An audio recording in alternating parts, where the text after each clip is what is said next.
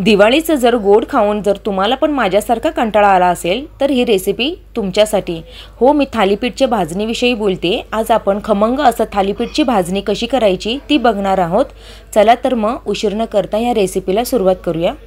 इथे आपल्याला थालीपीठची भाजणी बघायची आहे। त्यासाठी इथे मी 2 वाटी बाजरी घेतलेली आहे। आता कोणतीही तुम्ही एक वाटीचं माप घ्या। त्या वाटीने सर्व आपल्याला हे घ्यायचं आहे धान्य किंवा जे कडधान्य आपण जे घेणार आहे ते घ्यायचं आहे। कोणतीही वाटी एक फिक्स करा आणि त्याने मोजून घ्या। इथे आपण 2 वाटी बाजरी घेतलेली आहे, 2 वाटी ज्वारी घेतलेली आहे, 1 वाटी चणा डाळ, 1 वाटी अख्खे मूग, 1 वाटी तांदूळ, 1 वाटी गहू आणि 1 वाटी इथे आपण हरभरा घेतलेले आहेत।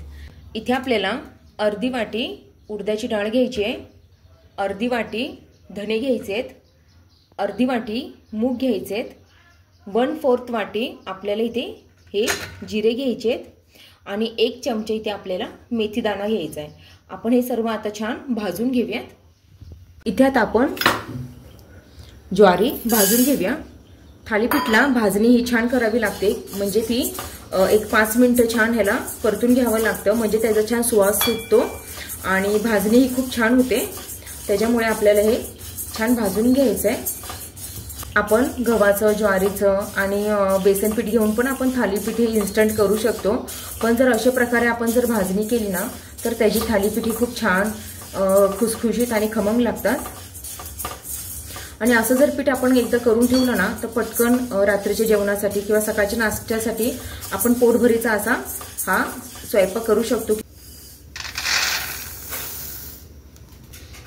आपण आता बाजरी भाजून घेऊया। आपल्याला इथे बाजरी छान असं सुगंध सुटेपर्यंत भाजून घ्यायची आहे।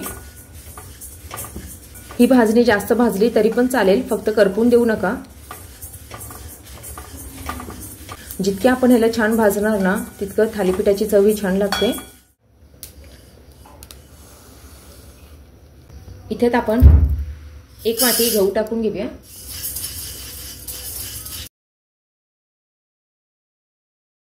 इथे आपले गहू छान भाजून झाले, तुम्ही बघू शकता। इथे आपण तांदूळ भाजून घेऊयात। आता एक 5 ते 6 मिनिटं हे मी तांदूळ भाजून घेतलेले आहेत। आता आपण याला काढून घेऊया।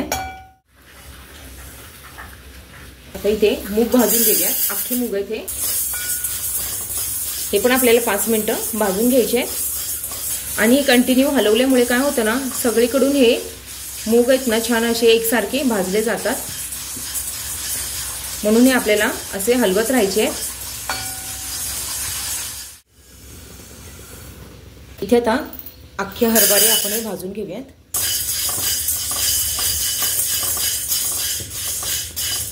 हरभरे हे आपले भाजून झाले, त्याला आपण आता काढून घेऊया। इथे आता चणा डाळ आपण भाजून घेऊया।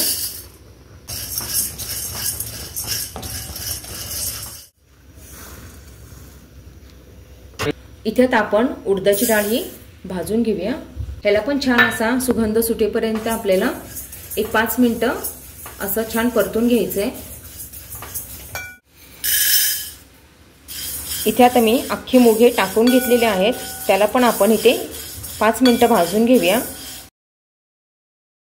इथे आता मी हे धणे जिरे एकत्रच असं टाकून घेतलेले आहे, ह्याला पण आपण खमंग असा वास सुटेपर्यंत भाजून घेऊया। मेथीचे दाणे हे आपल्याला भाजायचे नाहीत, हे असेच आपल्याला गरम धान्यांवर हे टाकून घ्यायचे, म्हणजे हे गरम होतात। आता ही भाजणी आपल्याला गिरणीत अशी गार झाल्यावर छान दळून आणायची आहे।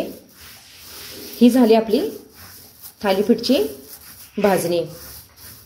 आता आपण पुढच्या भागात थालीपीठ कसे बनवायचे हे बघणार आहोत।